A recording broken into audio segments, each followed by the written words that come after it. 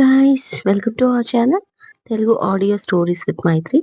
నా ఛానల్ని ఎవరైనా ఫస్ట్ టైం చూస్తున్నట్టయితే తప్పకుండా లైక్ చేయండి, షేర్ చేయండి అండ్ సబ్స్క్రైబ్ చేసుకోండి ఫ్రెండ్స్. ఎన్నాళ్ళైనా నీకై వేచుంటా ఎపిసోడ్ 54. ఇక లేట్ చేయకుండా స్టోరీలోకి వెళ్ళిపోదామా ఫ్రెండ్స్. నేను అలాగే ఉన్నాను అంటూ మూతి తిప్పుకుంది ప్రాప్తి. అప్పుడే తన చెయ్యి పట్టుకుని దగ్గరికి లాక్కొని, ఏదైనా ఉంటే ఫేస్ పైన మాట్లాడు డైరెక్ట్ గా. నన్ను అడుగు, నీ మనసులో ఏమీ పెట్టుకోవద్దు, నాకు నచ్చదు అంటాడు చాలా సీరియస్ గా. మౌనంగా ఉండిపోతుంది ప్రాప్తి. అంతలోనే కాస్త వంగి తన పెదాలపై అతని పెదాలతో టచ్ చేసి, ఐ లవ్ యూ ప్రాప్తి, నేను నిన్ను ఎప్పుడూ చీట్ చేయను, నా ప్రాణం పోయినా అన్నాడు అగస్త్య. ఆ మాటకి వెంటనే అతన్ని గట్టిగా హక్ చేసుకొని, అవన్నీ ఎందుకు ఇప్పుడు, వెళ్ళి ఫ్రెష్ అప్ అవ్వండి, ఆకలిగా ఉంది అంటుంది స్టమక్ పై చేయి పెట్టుకొని. దానికి అతను నవ్వుతూ, మరి నాకు కూడా ఆకలిగానే ఉంది, మార్నింగ్ నీ చేత్తో టిఫిన్ తిన్నాను, మళ్ళీ ఏమీ తినలేదు అంటాడు. అప్పటికే ప్రాప్తికి కళ్ళల్లోకి వాటర్ వచ్చేశాయి. నిజానికి తను ఆ టిఫిన్ కూడా చేయలేదు. ఇంట్లో ఉండి తను ఎంత బాధపడుతుందో ఆఫీస్కి వెళ్ళిన అతను కూడా అంతే బాధపడుతున్నాడని అర్థమయ్యింది. సరే సరే పదండి అంటూ అతన్ని వాష్రూంలోకి తోసి టవల్ ఇచ్చింది.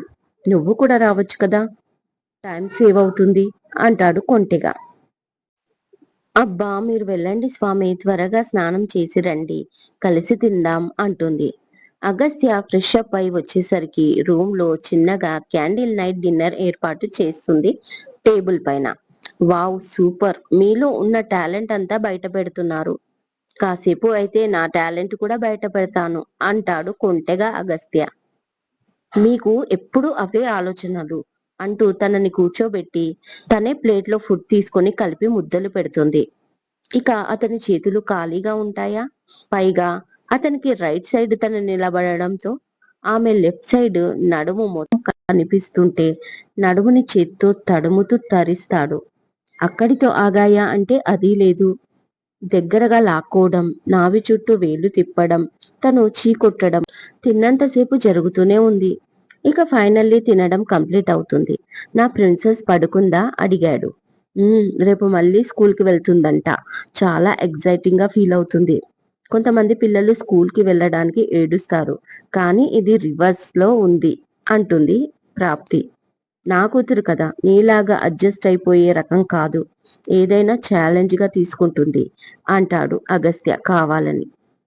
మీకు మీ నాన్నగారి ధైర్యం ఉంది, సనకు ఇప్పుడు మీ ధైర్యం ఉంది, మరి నాకేం లేదు కదా, అడ్జస్ట్ కాక తప్పదు మరి అంటుంది ప్రాప్తి ప్లేట్స్ సర్దేస్తూ.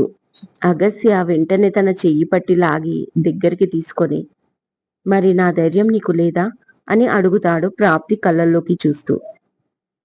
అప్పుడు తెలియదండి, ఇప్పుడు మీరు లేకపోతే ఒక్క క్షణం కూడా బతకలేను అంటుంది కళ్ళ నిండా నీళ్లతో ప్రాప్తి. ఆ మాటకి ఫుల్ గా ఫిదా అయిపోతాడు మన హీరో. వెంటనే హ్యాపీగా హక్ చేసుకుని చాలాసేపు అలాగే ఉండిపోతాడు.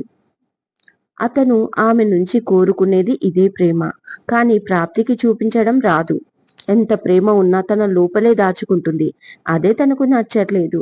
వెంటనే ప్రాప్తిని రెండు చేతుల్లోకి లిఫ్ట్ చేసి బెడ్ పై పడుకోబెట్టి తన పైన పడుకొని మెల్లిగా తన ఫేస్ ని చేతుల్లోకి తీసుకుంటాడు. I miss you so much అంటూ ఆత్రంగా ఆమె పెదాలు అందుకుంటాడు. ఇక పరవశంతో అతని చేతులతో అల్లుకుపోతుంది. అలాగే వెనక్కి వాలి కళ్ళు మూసుకుంటుంది ప్రాప్తి. ఇక అగస్త్య తన అల్లరి స్టార్ట్ చేస్తాడు. తీయని బాధలకు గురి చేస్తూ ముచ్చట్లు మురిపాలు సాగిస్తూ ముందుకు వెళ్తాడు. ప్రాప్తి కూడా అతనికి అడ్డు చెప్పదు.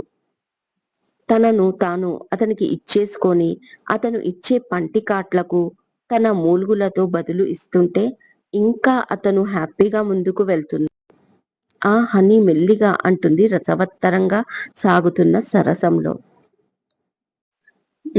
కూల్ బంగారం, అయిపోయింది, జస్ట్ 2 minutes అన్నాడు. గట్టిగా కళ్ళు మూసుకుంది అతన్ని షోల్డర్లు పట్టుకొని. కాసేపటికి ఇక సమరం ముగిసి నెమ్మదిగా ఆమె మీది నుంచి పక్కకి చేరాడు. పై ఊపిరి తీస్తూ రిలాక్స్ అయ్యారు ఇద్దరు. ఓయ్, పెయిన్ గా ఉందా అడిగాడు మెల్లిగా. కొంచెం అంటూ సిగ్గుపడుతూ అతన్ని అల్లుకుపోయింది. ఇద్దరు డ్రెస్లెస్ గా ఒకే బెడ్షీట్ కింద ఒకరినొకరు హత్తుకుని కాసేపటికి కళ్ళు తెరిచి అతన్ని చూస్తూ ముద్దు పెట్టుకుంది. ఆమెను తన మీదికి చేర్చుకొని ఆమె పెట్టిన ఆ ముద్దులు ఆస్వాదిస్తున్నాడు.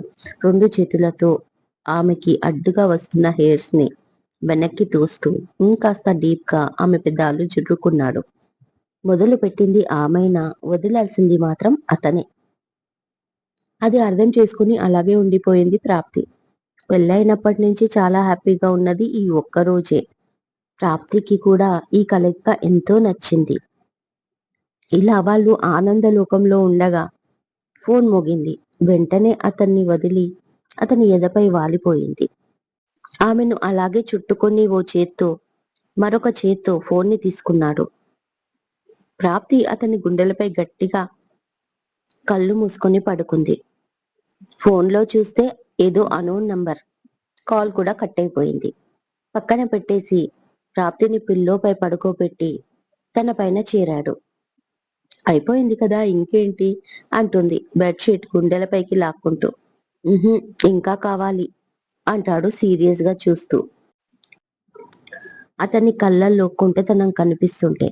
నా వల్ల కాదు అంటుంది ప్రాప్తి. ఎందుకు కాదు, అయ్యేలా నేను చేస్తాను కదా అంటూ ఆమె షోల్డర్ పై నుంచి పెదాలతో రాస్తూ మెడ కంఠం పై పోతూ 2 చేతులు అడ్డు పెట్టుకున్న ఆమె గుండెలపై వస్తున్నాడు. బాబు వద్దు, నాతో అవ్వదు అంటుంది కళ్ళు మూసుకొని. కానీ తన మాట వింటే కదా. మళ్ళీ ఆమె అందాలపైన దాడి మొదలు పెట్టాడు. పెదాలతో నాలుకతో నోటితో తడి చేస్తున్నాడు. పరవశంతో అతని జుట్టులోకి చేతులు పోనిస్తూ గట్టిగా హత్తుకుంది. అప్పుడే మళ్ళీ మోగింది ఫోన్. చిరాకుగా పైకి లేచి ఫోన్ తీసుకున్నాడు. మళ్ళీ అనోన్ నెంబర్ నుంచి లిఫ్ట్ చేయగానే అటువైపు నుంచి మాటలు విని వాట్ అని అరుస్తాడు షాక్ అవుతూ అగస్త్య. ప్రాప్తి కూడా ఉలిక్కిపడి వాట్ హ్యాపెన్ అని అడిగింది కంగారుగా. నథింగ్ నథింగ్ అంటూ ఆమె చుట్టూ చెయ్యి వేసి అటువైపు చెప్పేది వింటున్నాడు అగస్త్య.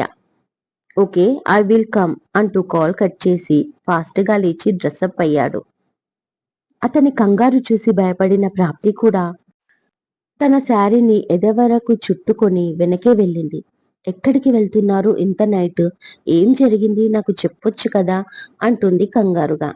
ఏం లేదురా అంటూ కార్ కీస్ తీసుకొని చిన్న వర్క్ వచ్చేస్తాను, కంగారు పడకు అంటూ ప్రాప్తి ఫోర్ హెడ్ పైన ముద్దు పెట్టుకొని వెళ్ళిపోయాడు అగస్త్య. ఒక చిన్న విలేజ్ లోని గవర్నమెంట్ హాస్పిటల్. బాబు చాలా ఘోరంగా చంపేశారు బాబు మా వాడిని. నా అల్లుడు విశ్వాసంగా పనిచేశాడు, కానీ చాలా చిత్రహింసలు పెట్టి చంపేశారు వాణ్ణి అంటూ ఏడుస్తుంది ఒక పెద్దావిడ. ఎప్పుడు జరిగింది ఇదంతా అడిగాడు.